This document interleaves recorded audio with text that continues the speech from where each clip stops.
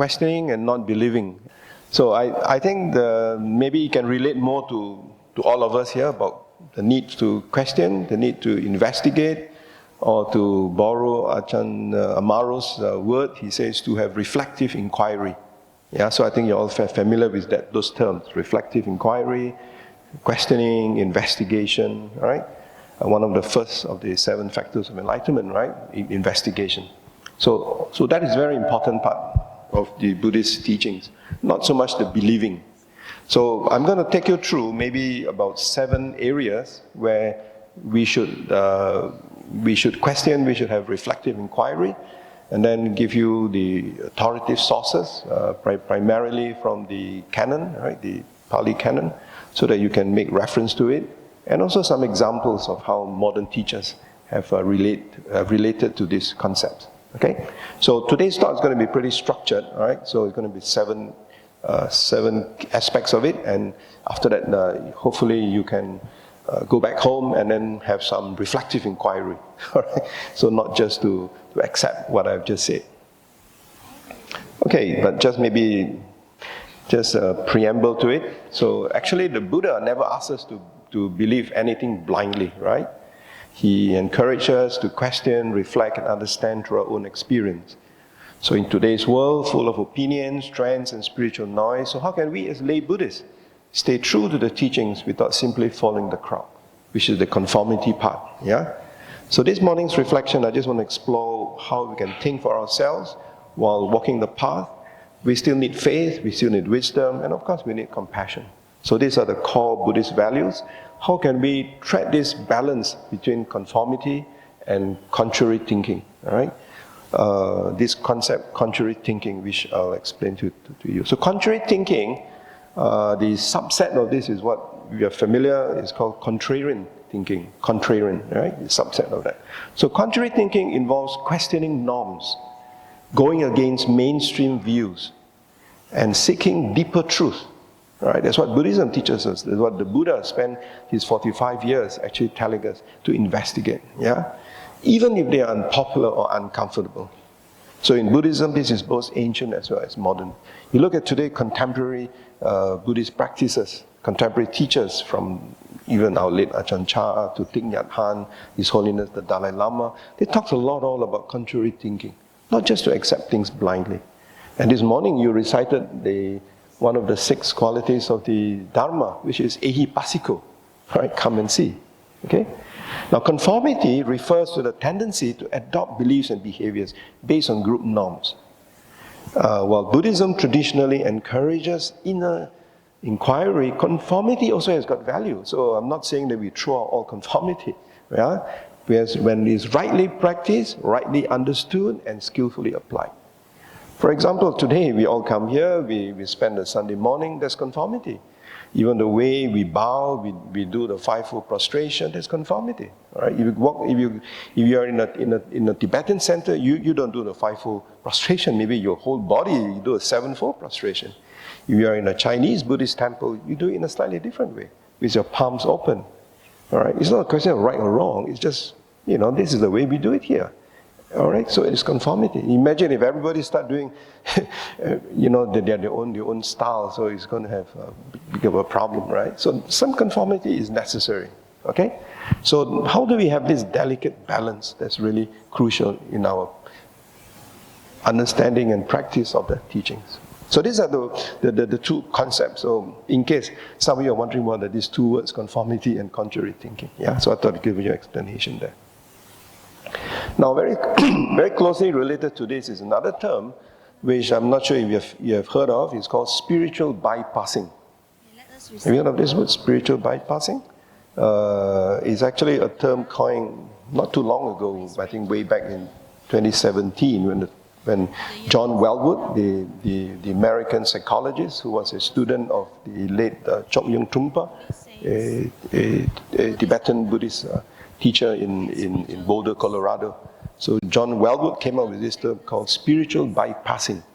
All right, it's very similar to these 2 concepts that we're going to talk about this morning. So I hope at the end of the the session, you understand what is meant by spiritual bypassing. And then you can relate whether what you are doing, is it a form of spiritual bypassing. Okay? So this word, spiritual bypassing, just bear in mind. It's the first time you're hearing it. Now, the traditional roots, the traditional understanding of Buddhism is that the Buddha himself was a contrary thinker. Now, why do I say that? If you look at all the discourses, the teachings that the Buddha gave, for example, in the Pali Canon, you find that he was against the caste system. You know, when the Buddha was living in India, the caste system was kind of the norm. All right, if you are the upper class, you know, you're the superior one, you're the lower caste, you know, even the shadow. Even if your shadow comes near to someone in the upper class, is considered as you have defiled that person to that extent. All right? So it's something that the Buddha accepted that. No, the Buddha rejected all those things. There are two particular discourses, if you're interested. It's called the Vasala Sutta and the Vaseta Sutta.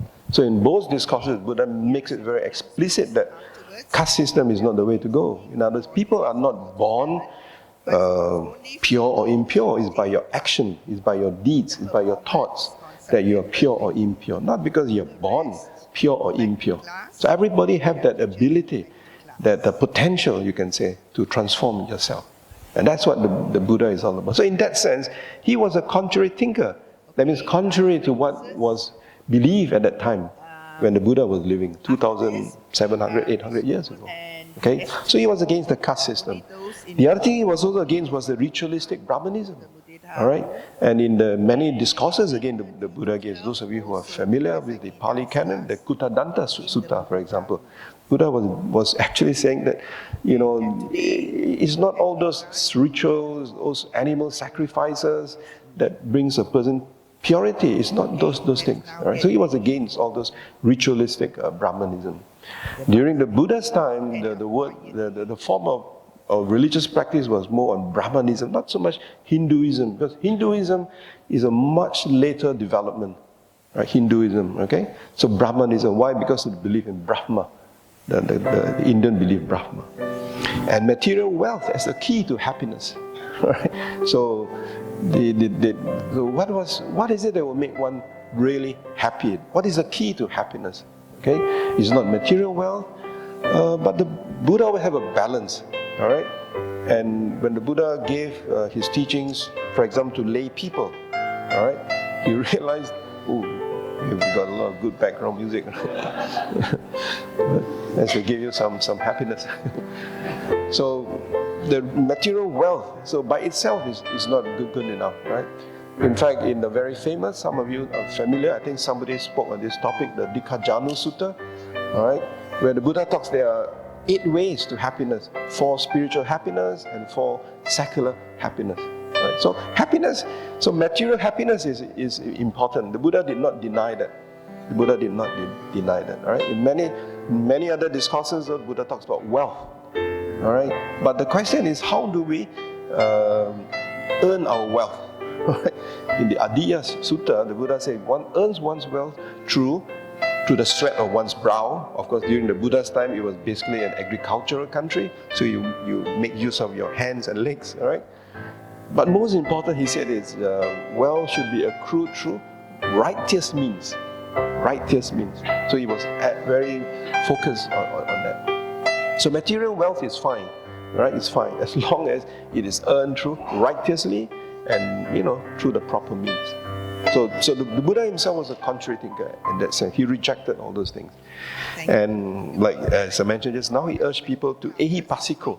You recited this word. I hope you know what it means, right? You recite all in Pali, isn't it? So that's also conformity, right? You conform, because Sunday come to Babs, recite in Pali. Do you know what you're reciting? Don't know. Maybe you can recite. No, you're very good. You're like a parrot. You can recite. You can close your eyes. You recite, but I hope you understand the meaning of what you're reciting. That's very, very important. Yeah. So that's ehipassiko. It means come and see for yourself. So it's not come and believe. So you can see in the traditional roots, in the traditional teachings, all right? The Buddha already talks about this. Now, I'm going to take you through what I mentioned just about the 7 aspects of contrary thinking. Now, sometimes you hear people saying, Buddhists should have no attachments. All right, maybe after attending a few talks in Barbs or at other Buddhist centers, somebody asks you, what is that you learn from coming to the temple? Oh, Buddhists cannot have any attachments. So there's no attachment. So when you send emails, make sure no attachments. Right?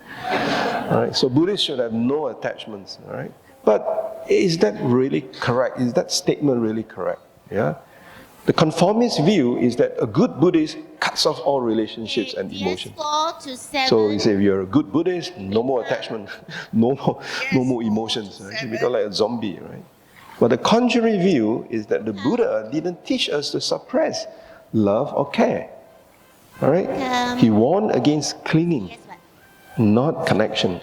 You see, so that's a difference. Right? Loving without clinging is part of the path. Now, if you say that there's no attachment, then once you practice metta, once you practice karuna, when you practice loving kindness, when you practice compassion, those are emotional, mental states. All right? So how can you practice that without attachments? You can practice that without clinging, but you can practice it. Right? Later I'll give you some examples. So a lay person can deeply love his family, but practices mindfulness and non-attachment by not expecting others to be perfect or permanent. Many of you know Ajahn Sumedho, right? He wrote a book called The Mind and Its Way. The Mind and Its Way. You read that book, he talks about the real meaning of non-attachment. Because many people ask him these questions, you know. If I practice Buddhism, I have no attachments. So does it mean that, you know, I cut off from my family, I cut off my relatives, cut off my loved ones? So Ajahn Sumedho in this book called The Mind and Its Way makes it very explicit that actually there can still be love, there can still be care, there can still be compassion, but no clinging. Right? That is why in the dependent origination, you find the 8 aspects, you talk about clinging, the word is there. Okay? So let's see what the Buddha actually said as far as the sources are concerned. It's always good, as I said, to go back to the original sources. Right? It's not so important what I say. It's more important to see what you can find in the original sources. So in the Mangala Sutta, the Buddha says, having friends and companions is indeed a blessing. So that kind of drives off the false misconception about non-attachment. And in another part of the canon, he says the wise do not cling to loved ones, neither do they harden their hearts. See, the first part, since you do not cling to loved ones, but the second part, they do not harden their hearts. That means they have that kindness, they have that love for others. So both can actually be practiced side by side. All right? And this very famous quote, which the Buddha told Ananda. You remember the story once Ananda, after he's meditating, he came to see the Buddha and he told the Buddha, he said, oh, blessed one, you know, I think half the holy life comprises of friendship. What did the Buddha say? Did the Buddha say, no, it's not half the holy life, it's a quarter of the holy life? Buddha said, no, it's the entire holy life. The entire holy life comprises of friendship. And again, what are friends? So in the Sigalovada Sutta, the Buddha explains the different types of friends we should have. And in the Mangala Sutta, the Buddha says, having good friends is a blessing. It's a great, one of the 38 blessings. Yeah, one of the 38 blessings in the Mangala Sutta is to have good friends. Who are good friends? Essentially, a good friend is someone who actually keeps you on track along the proper path. Okay, so you find that in the Buddha's own words itself, the Buddha did not say that we should not have attachments. So sometimes we use the word wrongly, attachment, and it gives a feeling to non-Buddhists that, you know, you Buddhists don't have attachments, so you don't have care, you don't, you know, you're not like other religions, you know, who care about other people. No, we don't. We shouldn't be doing that. All right. Some of the contemporary teachers, I think contemporary, but of course Thich Nhat Hanh has just passed away. So in his book called True Love, Thich Nhat Hanh says that we can love people without entangling them in our hopes and fear. Love is wanting the other person to be happy. Attachment is wanting the other person to make you happy. I've just extracted this from his book. As Ajahn Amaro says, so please go back and reflect. Have a reflective inquiry on these statements. So remember what Thich Nhat Hanh says. We can love people without entangling them in our hopes and fears. All of us have hopes. All of us have fears. All right? So when you say, I love someone or I care someone, it's basically because you want the other person to be happy. Like the way we relate to our children, the way we relate to our loved ones, we want them to behave in a certain way so that we are happy, because we think that then they'll be happy. Now the second one is that all desires are bad. Again, this is one of the common feedback that I get when I ask someone, after attending Dhamma talks, what is it that you learn? Or even in Sunday school. I remember once many years ago, we asked the students at the Sunday school, what did teacher teach you today? Today teacher said all desires are bad, so we must not have desires. Then we were actually quite dumbfounded. Is it all desires are bad? Okay, so the conformist view is desiring anything, good job, good family, health is bad. Now the Buddha warns against craving. So I think people get confused with the word craving, tanha, not wholesome desire or aspiration. One word which is seldom used is chanda. I'm not sure if you're familiar with this word, maybe some of you are. So chanda is also another form of desires. So what we are saying is that certain desires leads you to more suffering. But certain desires actually helps you to overcome your suffering. But if you lump everything as just desires and you say all desires are bad, then you're not going to make any progress at all. So the contrary thinking is a skillful practitioner sets the right intention to become a better parent or a community member. Alright, seeing this as part of right effort and not craving for the well-being of all sentient beings. Now let me give you some examples here. The Buddha's words. This is the Buddha's words from Chanda Sutta, right? In this book of gradual saying, book of 4. He says there is desire that is unskillful and desire that is skillful. So did the Buddha say all desires are bad? No. Right? Okay, so if one of your kids come back from Sunday school and they tell you that all desires are bad, please explain to them there are two types of desire. Explain to them what probably the teacher meant is that unskillful desires, are bad. Okay, what are unskillful desires? Greed, hatred, delusion. Those are unskillful desires. Skillful desire would be like kindness, compassion, generosity. All those are also form of desires.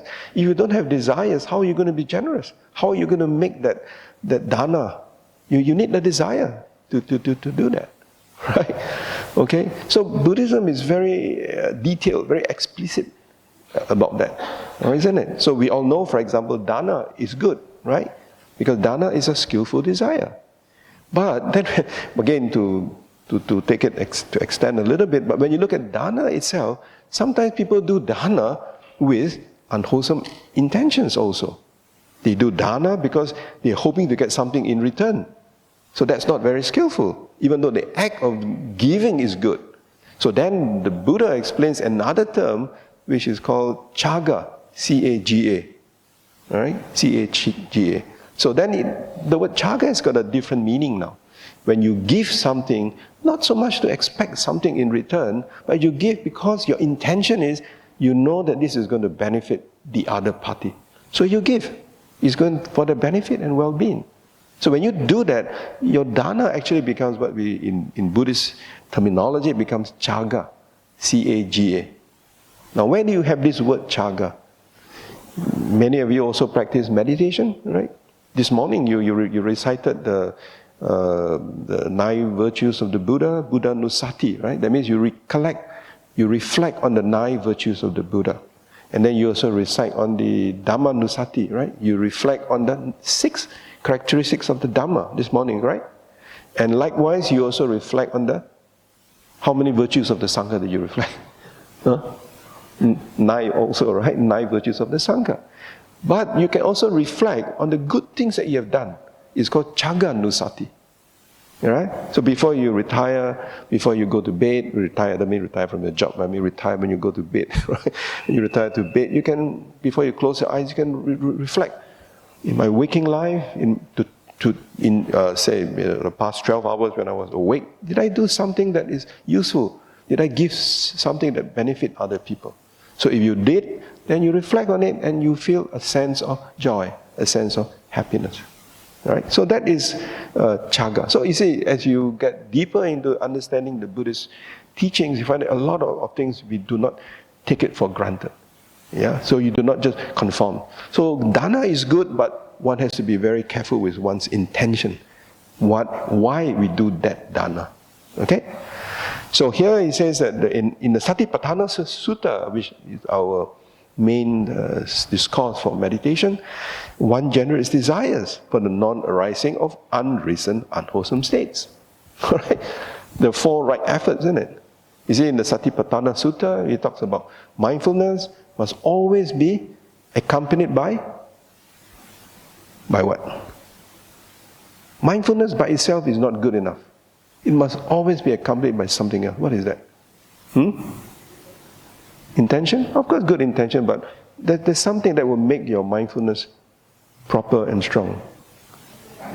Right effort is one of it, is atapi, but there's another one. You got right effort, that is atapi, then you got sati, and you got one more. What is that? Wisdom, sampajana. Right? Sampajana. So you must have wisdom. So that is why mindfulness is important, but mindfulness alone is not enough. That is why we always said mindfulness must be accompanied by right view, right understanding. Sampajana, the jhana, that is the Noble Eightfold Path. Samaditi, right understanding. Okay, so it must always be accompanied by right understanding. Okay, so yes, mindfulness is important, but it must always be accompanied by that. And of course, our brother is correct. You don't have effort, then you're not going to even start talking about mindfulness. So always remember these 3 things, right?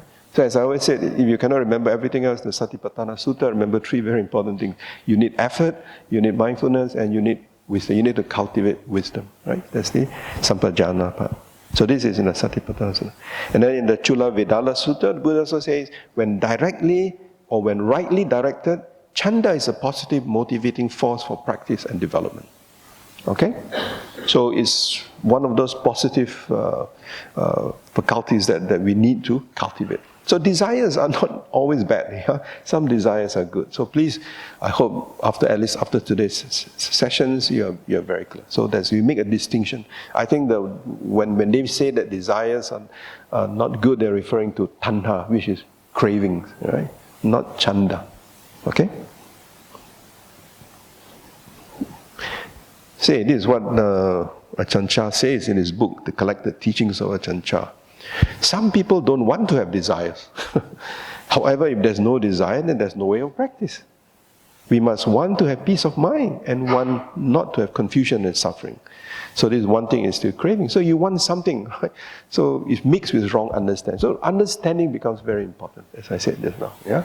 So you can read the detail. But here I just want to show to you that what the Buddha said, and then subsequently contemporary teachers, they make it very clear that not all desires are bad. So we have to be very careful about what desires we have. Now the next one is, Buddhists must meditate for hours daily. Alright? What is the conformist view? Some people feel guilty. You know, once I remember asking someone, not at this center, say, oh, actually this lady has not been attending for some time. I used to know her, but then she came for one of the sessions. I asked, oh, you have not been around. And she said, I find it very embarrassed, very shy to go to that center. Because every time when I go there, people say, how many hours do you meditate? He said, no, I don't meditate that many hours, So I try to live my life, I try to keep my 5 precepts. Then these people, the group, tell, oh, that's not good enough, And they say, oh, but I also do dana. Say, oh, don't waste your time doing dana, just meditate. Then she said, look, I'm very confused. So she left, and then she met me again. Then I told her, I said, look, if somebody tells you that dana is not important, forget about dana, just meditate, then why did the Buddha talk about dana, sila, bhavana? Why did the Buddha start with dana, sila, and bhavana? All right? And while meditation, of course, is very good, but in the Noble Eightfold Path, is it Noble Eightfold Path or Noble One-fold Path? It's Noble Eightfold Path, and meditation is just one of it. Important part, yes, but there are other things. Precepts, for example, under the sila part is very important. Right understanding is very important. Okay? And I also know people who when I ask them, why do you always want to go for meditation? Of course, it's good, but why? What is the reason you want to go for meditation? So this person will say, oh, if I stay at home, a lot of problems, so I want to go meditate. I go to work, also got problem, so go meditate, peace of mind, at least during that period. So this is an example of what is called spiritual bypassing. In other words, you look at meditation as a shield, but not as a tool to transform yourself.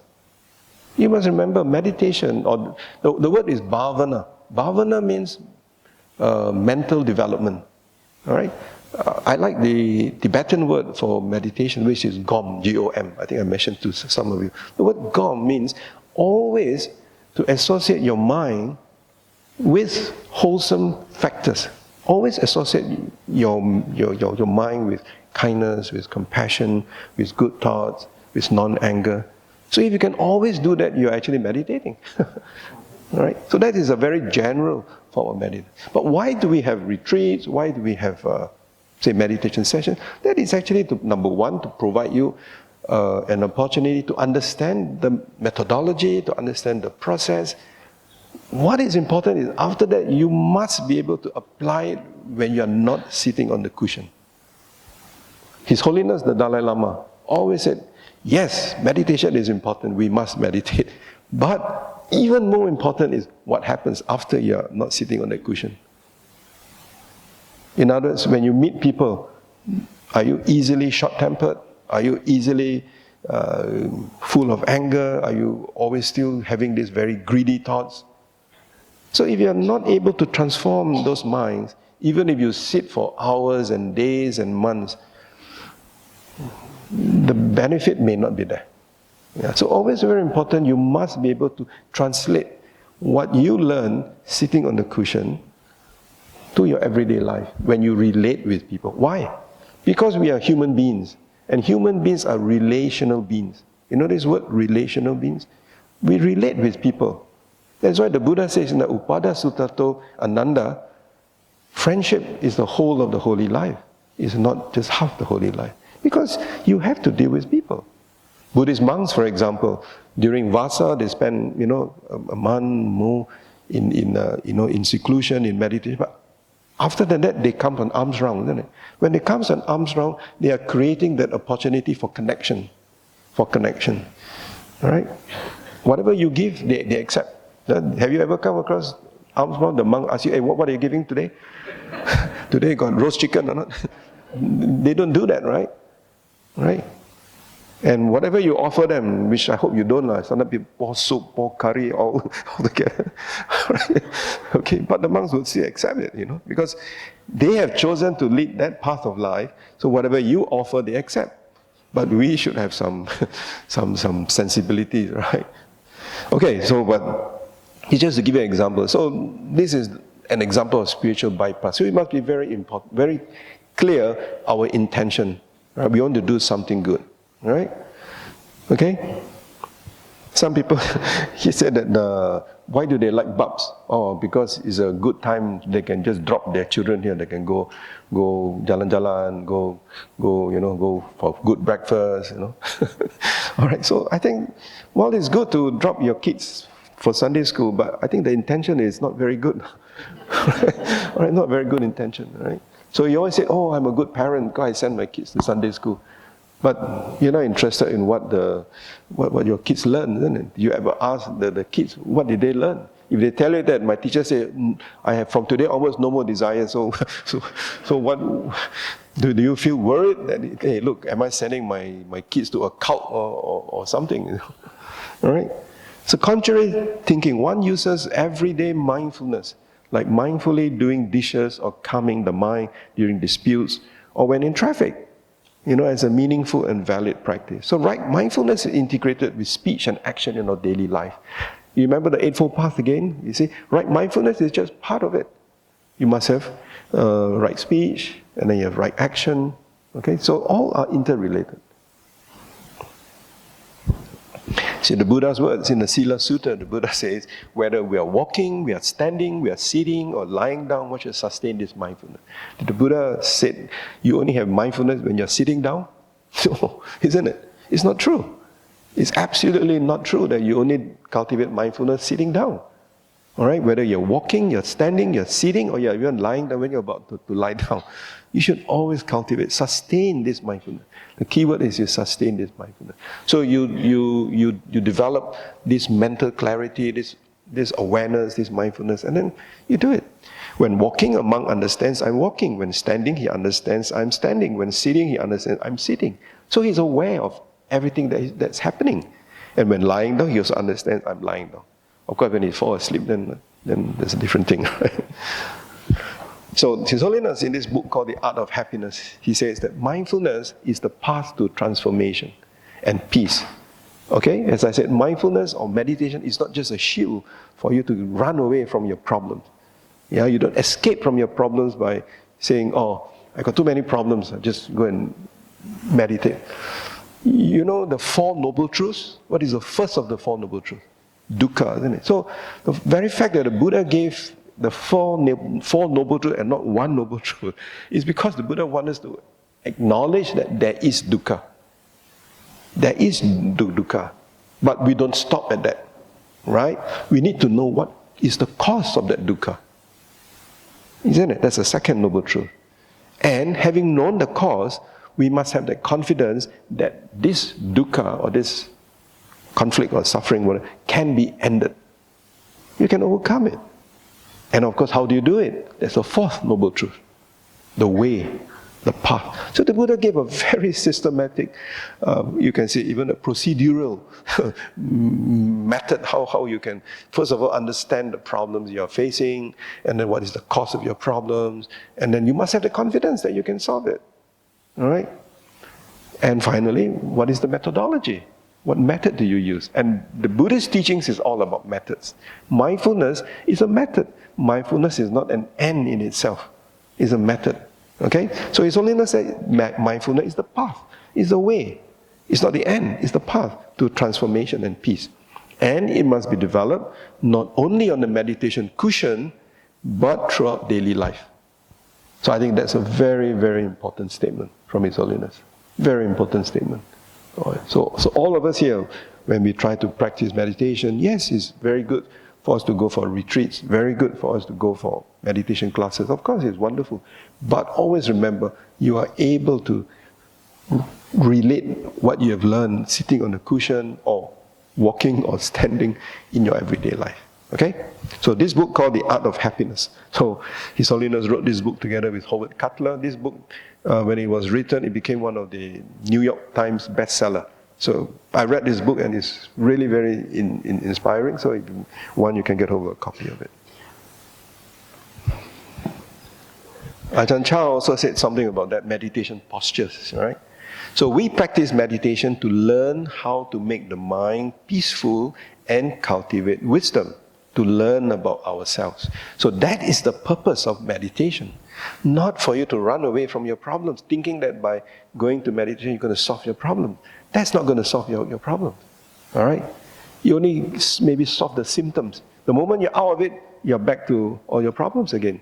So Buddhism, like a doctor that doesn't want to just treat the symptoms, you want to root the root cause. What is the root cause? You see, there's a difference here. Right? So let me repeat that first sentence. I think it's very important. We practice meditation to learn how to make the mind peaceful and to cultivate wisdom. You must have wisdom to learn about ourselves. There's a very famous Zen saying, what is the aim of Buddhist practice? Buddhist practice is to learn about ourselves. Once you have learned about ourselves, to realize that we don't have a self. Okay? But before you learn it, you start telling everybody we don't have a self. Then you may go crazy. I don't exist. So you need to study. That's why I like the early Buddhist teachings of, it's found in the Pali Canon, because they always say you must study, and then you must practice, and then you can experience. Right? If you don't study, how are you going to practice? If you don't practice, how are you going to to realize. So all three are very important. So here, that's what Ajahn Chah says. We practice meditation to learn how to make the mind peaceful and cultivate wisdom, to learn about ourselves. If you only practice meditation in the sitting position, you won't know how to practice when you stand, when you walk, or you lie down. You see?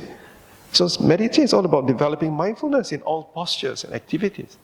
Right? Very, very similar to what Thich Nhat Hanh says. You know, when you're washing dishes, you also meditate. When you are in a toilet, you also can do meditation. All right? Okay? The next one is a tradition. Blindly following cultural practices, rituals, chanting, bowing, merit ceremonies. Why? Because it's what Buddhists do without any proper understanding. So as I said, in this temple, we do fivefold prostration. You need to understand this is our practice. It doesn't mean that this is the only way of paying respect to the Buddha. You need to understand that. Yeah? You go to a Chinese Buddhist temple, they don't do that. You go to a Tibetan Buddhist temple, they don't do that. But does it mean that they have less respect for the Buddha? No. Or does it mean that because the Tibetans do the sevenfold puja, they have 7 times more respect for the Buddha than you do your fivefold prostration? It doesn't mean that either. You get what I mean? So we should not be caught in all these traditions. Right? Some people also told me, when you chant, this is the proper way to chant in Pali. But if you have listened to the way the Thais chant, it's very different from the way the Burmese chant. It's very different from the Sinhalese chant, right? Isn't it? They're very different. Are you saying, no, which is the correct one? Are you going to say which is the correct one? You can't. You can say which one you like. Okay, fine. You may like the Thai style of chanting. That's fine. Nothing wrong with that. Or you may like the Burmese style of chanting. Past life you have been a Burmese, fine. So you like the Burmese style of chanting. That's fine, perfectly fine. All right? Or you don't like, you like the Sinhalese faster, you know, the tempo is faster, you know, so fine. But you need to understand that all these are tradition. Yeah, tradition. Rituals, chanting, bowing, merit-making ceremonies, okay? Then contrary thinking is a layperson respectfully questions whether lighting incense, offering food to spirits is done from genuine understanding, just superstitions and belief. So again, example, you know, offering food, you know. So all these things we need to question, we need to understand. Right? All right, so let me go on. So the Buddha's words. I think you know this, all of you should be very familiar with this. You do not go by tradition, hearsay, or the authority of text. But when you know for yourself, these things are skillful, then live in accordance with the Kalamasa Sutta, the famous Kalamasa Sutta, the Charter of Free Inquiry. Right? So that makes it very explicit that we should not just blindly following tradition or culture. Right? Okay? And then you should judge a person by their conduct and realization, not merely by birth or tradition. Chanki Sutta. Right? So the Buddha, as I said, even during his time, he was very, very clear that we should not just blindly believe or accept. So in that sense, he was like a revolutionary during his time. Okay, that's why many of the other religious teachers don't like him, because he tries to kind of what is the word? Move them away from their comfort zone. Right? Move them away from the comfort zone. There's this phrase called finger pointing at the moon. It's very much a Zen saying, but I think it's also a very applicable. When I train my disciples, I train them to see the truth rather than just read what's in the scriptures. You see, again, even our own Pali canon, we are not asked to blindly just believe or accept everything that you say. Again, the teachings in the canon, they are like a guide. Right? It's a good guide. We must not throw it away. It's a good guide, right? But the guide helps us, right? Rather than just read what's in the scriptures, I want them to see if their hearts have been liberated from conceptual thinking. Because you can be a fantastic scholar, you can remember all the scriptures in the 40 volumes of the Pali Canon, for example. You can really be an expert in all that, but if it doesn't soften your heart, if there's no love, there's no kindness, there's no compassion in your behavior, all right, then that kind of knowledge is not very helpful, right? It's not very helpful, because ultimately in Buddhism, we always say that the path to enlightenment is like a bird. Like a bird that's flying. You need two wings. You need the wing of wisdom and knowledge. You need the wing of compassion and kindness. So you only have one. That bird is not going to fly in a very normal way, right? So you need both, right? So you need both wisdom and compassion, right? So here, I think that's what Ajahn Chah mentioned here. I want them to see if their hearts have been liberated. Once your heart has been liberated, means what? You have an open heart. You have a mind that's as vast as the ocean, as the late Lama Yeshe used to say. We should always cultivate a mind that's as vast as the ocean. You know the ocean? Right? Lama Yeshe, one of the great Tibetan lamas, right? We should always cultivate our mind as vast as the ocean. Right? So Ajahn Chah is saying that I want them to see if their hearts have been liberated, not just from understanding knowledge, but compassion. And of course, the Chan Petra, Huining, right? 6 Zen Petra. Don't mistake the finger pointing at the moon for the moon itself. The aim of the finger is to point at the moon, right? But some people get stuck with the finger and forget about the moon. So when you get stuck with the finger, then you become very dogmatic. You know the word dogmatic? Then you say, oh, only this finger is right. All other fingers are wrong.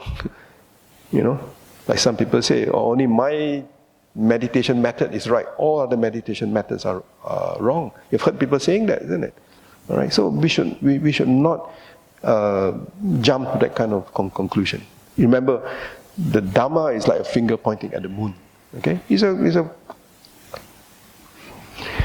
Okay, the other one is Buddhists cannot be angry. Some people said, oh, you're angry, so you're not a good Buddhist. Right? Conformist view, suppressing anger or shamefully hiding strong emotions because they are seen as unspiritual. Right? Contrary thinking, recognizing anger as a teacher. A lay practitioner brings mindfulness to the emotion of anger, investigates it, and responds with wisdom, and not react or pretending it isn't there.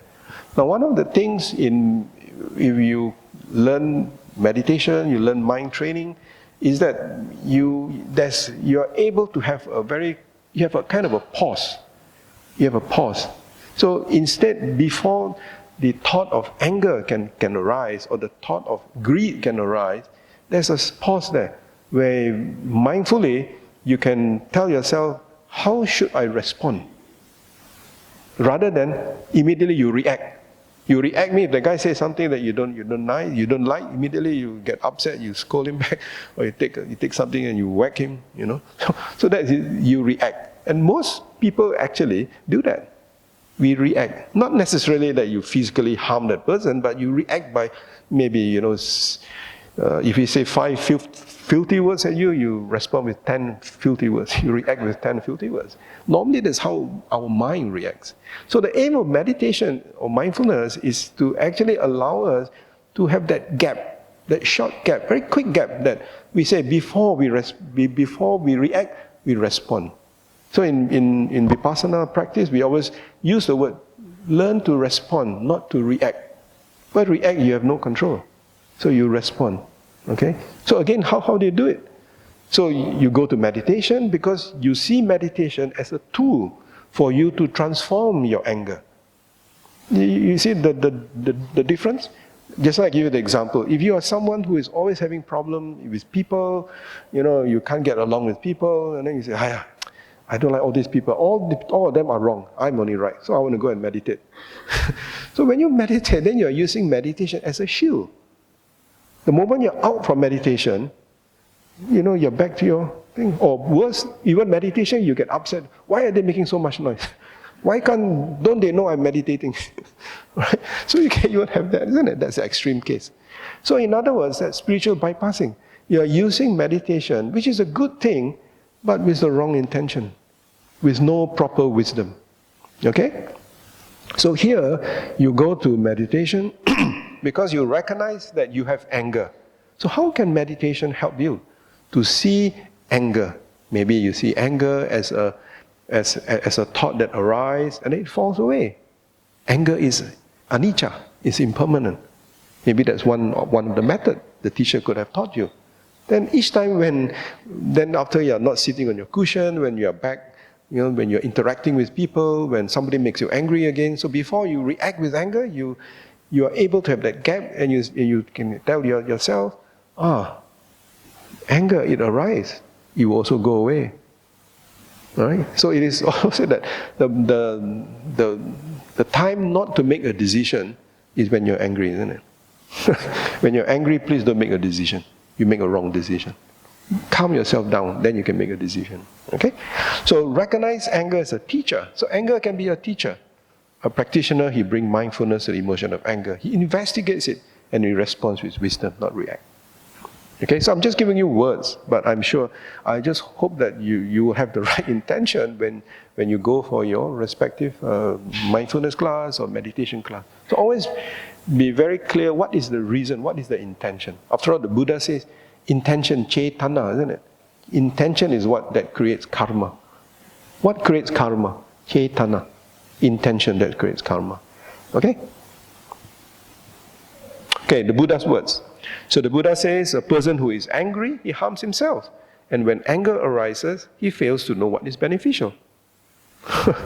This is there's this story. Remember the Brahmins, who wanted to insult the Buddha. He invited the Buddha and his monks for lunch one of the days. And when the Buddha and his entourage came for lunch, instead of offering food and drinks to the monks and the Buddha, this Brahmin starts scolding the Buddha in probably the filthiest words you can think of in northern India at that time. And after a few minutes, the Buddha just sat there listening to him. Then Buddha asked this Brahmin, he said, do you always invite people to your house, for food? And the Brahmin said, of course I do. And what do you give them? So, well, I offer them food and things like that. And the Buddha said, what happens if they don't accept your food? Then he said, I have to take it back. Then the Buddha said, well, you have offered me the only food that you can think of, all your insults. I don't accept it. So where does it belong? It goes back to you. So all the filthiest things, filthiest words that you have uttered against me, it goes back to you. It's like Master Singin said, you're spitting at the sky. When you spit at the sky, the saliva falls back on you. Right? Master Singin, famous saying. So likewise, you see in the sutta, so the Buddha used an analogy. Right? So the Buddha responded. He did not react. He did not immediately stood up and told the monk, come on, let's get off. But he took the opportunity to actually educate the Brahmin that what you did is actually not good for yourself. So are we able to of course, we may not be like the Buddha, but at least we can approximate some of the good things that the Buddha have actually explained to them. Okay? So Thich Nhat Hanh says that when you're angry, close your eyes, close your ears, and return to yourself. Smile, even if it takes effort. The energy of mindfulness embraces the anger in order to soothe it. So you can transform. His Holiness the Dalai Lama, he's always said that, we all have a lot of negative emotions. Greed, anger, pride, jealousy, He said, all these are energies, mental energies. All right? You can suppress them, but they're not going to go away. So instead of suppressing all these energies, what should you do? You transform them. You transform them. You transform all these negative energies into positive emotions. Right? So His Holiness wrote a book together with Daniel Goleman. You know Daniel Goleman? The one who you do not know who is Daniel Goleman? You know EQ? You heard of EQ? So the guy who first came up with the word EQ. When he first came up with EQ, I didn't know he was a Buddhist practitioner, but today I know he's a very staunch Buddhist practitioner himself. So Daniel Goleman wrote this book together with His Holiness about transforming negative emotions into positive emotions. So all those emotions that we have, like anger, it can be transformed, right? Not suppressed. So there are two different things. Yeah. The teacher is always right. Believing everything a spiritual teacher says without question, even if it feels wrong or unethical. So the Buddha encouraged respectful questioning, even of himself. A practitioner investigates if a thought, a speech, or action leads to greed, hatred, or delusion, or to love, peace, and wisdom. So we should not have this idea that the teacher is always right. Yes, we must respect the teacher because he's a teacher. We respect him. All right? So here in the Vimamsaka Sutta, the Buddha says, a bhikkhu, that means a monk, or, it can be any person, it can be you, it can be me, he's an inquirer. He should make an investigation of the Tathagata. Tathagata is the Buddha, in order to find out whether or not he is fully enlightened. So the Buddha in the Vimamsaka Sutta, which means inquiry, actually tells his disciple, tells his monk, you must even investigate me. That means the Buddha.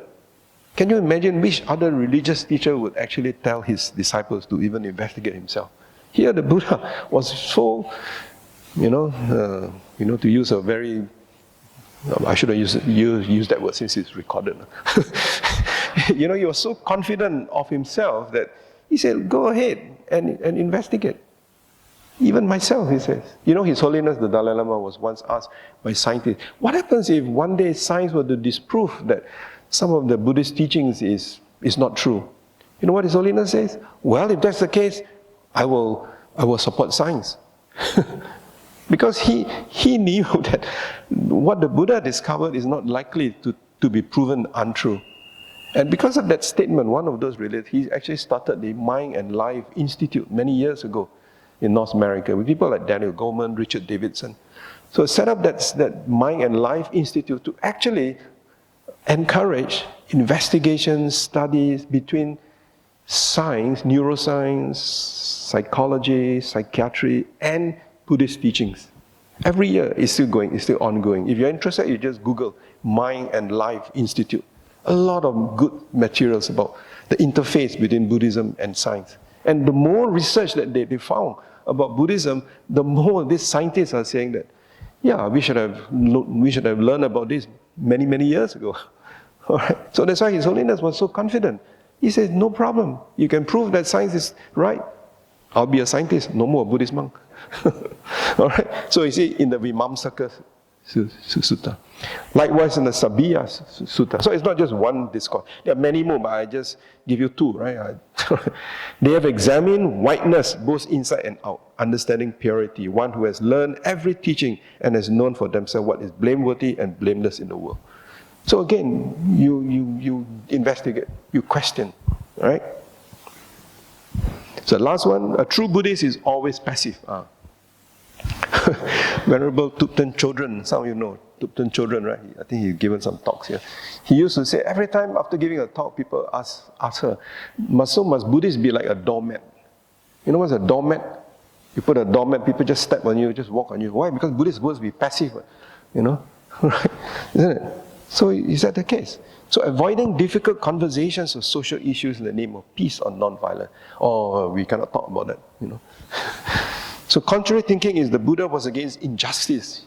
During the Buddha's time, as I said, the Buddha wasn't very passive, He was like a revolutionary. He was against the caste system, which the people in India accepted. The 4 castes, remember? All right? And the Buddha actually accepted many from the lower caste into the Sangha. And he said that whoever joined the Sangha, you're all equal. You may be a Sudra, you may be a Vaishya, but the moment you become a Buddhist monk, you lose all your caste distinctions. He was a revolutionary in that sense. So he was against that. Right? As I said, the Vasita Sutta, the Vassala Sutta, the Buddha was against the injustice against this. Right? Animal sacrifice. All right? The Buddha was against animal sacrifice. Kuttadanta Sutta. Buddha makes it very clear that you don't sacrifice animals. That's not the way to enlightenment. Right? Discrimination. Right? So he emphasized right action and right speech. Okay? Those days, people thought that the only way to purity is to torture your body. But the Buddha, he tried that for 6 years. He found that he almost died. You realize that's not the way. And of course, many people in India at that time, even today, they said, he gone soft. As they say in English, Buddha went soft. Okay? So the Buddha's words, let us cultivate boundless love towards all beings, standing, walking, sitting, or lying down. One should sustain this awareness. So at every time, so loving kindness, right? When these 6 directions are properly honored and fulfilled through duties, then the world becomes peaceful and harmonious. So the Buddha was also very concerned about harmony in the world, all right? And I think in many of the discourses, Like especially in the Dikha Nikaya, the Chakravarti Sihananda Sutta, the Buddha, the Chula Sihananda Sutta. So he talks about how it's important for society to be in harmony. Because if society is not in harmony, there's going to be conflict. When there's conflict, there's going to be suffering. All right? So he also espoused, and I think he also talked about in one of the suttas about the characteristics that a righteous leader should have, a Dhamma Raja, a righteous leadership, a lot of qualities there. All right? Okay? So two aspects of action. So there are two aspects to action. So one is to overcome the afflictions of our own mind. This is to calm and eventually to dispel anger. So this is compassionate action. We have compassion for ourselves, also compassion for others. Because anger is not only it not only affects you, isn't it? Anger also affects other people. So this is what in philosophy, this is called other regarding action. It's not a self-regarding action. It's an other regarding action. So anger, for example, you're angry with yourself, you also can affect other people. So you overcome, so you have an action like meditation, you understand how the mind works, then you learn to reduce the frequency of anger coming up until eventually you're able to eradicate it. Right? Now, the other is social action. If something needs to be done in the world to rectify wrongs, if one is truly concerned to benefit others, one must be engaged and involved. Right? And I think during the Buddha's time, he was very much an engaged Buddha, isn't it? You find that he walked the length and breadth of northern India. At that time, they had no aeroplanes, so he can't fly. So from where? From Lumbini, he walked all the way to Kushinara. If you've been to India, you find it's quite a distance, right? Of course, that's 45 years. He didn't walk in one day. And of course, some people will tell you actually the Buddha also flew to Burma. I mean, I don't know. All right, so people believe in that. Oh, it's also to Sri Lanka, isn't it? Did anybody say he flew to Malaysia? No. Okay, so the other is social action. So social action is also very, very crucial. So here His Holiness talks about that. So summary, conformity is no attachments, so you practice love without clinging. It's not no attachment. All desires are bad, they are positive desires. Only formal meditation counts? No, mindfulness every moment. While formal meditation, that means you go for retreats, you go for weekend retreats for meditation, or every Wednesday you come for meditation. That's good. That's, of course, is very good. But that is called formal meditation. Like His Holiness says, what happens after you're not sitting on the cushion? Are you able to relate to other people? Are you a more kinder person? Are you a more compassionate person? Or are you even more greedy after that hours and hours of meditation? Or you get even more angry? You say, why are you so irritating? I've just finished my meditation and now you're irritating me. You follow tradition as truth, you must always question and understand before following. As I said, yeah, there are various ways of bowing. You want to do 5-fold prostration? Fantastic, wonderful. But don't forget, not everybody does that. Okay, so when other people do that, don't say that's the wrong way of bowing. Right? Don't say that. Yeah, Buddhists cannot get angry. We are human beings. Right? We get angry. Right? So we work skillfully with emotions. Okay? Teacher is always right. Yes, we must respect the teacher, but we must always investigate what he says. And finally, Buddhists must be passive. So compassion also means wise action. We must take action. So conclusion, 3 things I think are very important for us to remember. Truth must be realized through experience, not belief. Right? No matter how much you believe, if you don't have experience, that's not good enough. All right, that's not good enough. You must have the experience. Remember, pariyati, patipati, and pativeda. Study, practice, realize. You don't study, you're not going to practice. Or you don't know how to practice. If you practice, but you don't have realization, you don't have experience. Practice doesn't mean that you realize jhanas, it doesn't mean that. Realization could mean that, for example, you practice the 5 precepts. If you practice it long enough, you'll find the benefits of practicing the precepts. If you practice love and compassion long enough, you see the benefits of that. So that's realization. So it doesn't mean that realization means you must have false jhanas. It doesn't necessarily mean that. It can be that. obviously, yeah, but don't need that. Then secondly, the mind must be trained to see clearly, not merely accepting. Right? That's the purpose of meditation. And finally, wisdom grows through investigation, like 7 factors of enlightenment. The first one is investigation, right? And finally, the Buddha in the Mahaparinibbana Sutta says, be a lamb unto yourself. Work out your own salvation with diligence.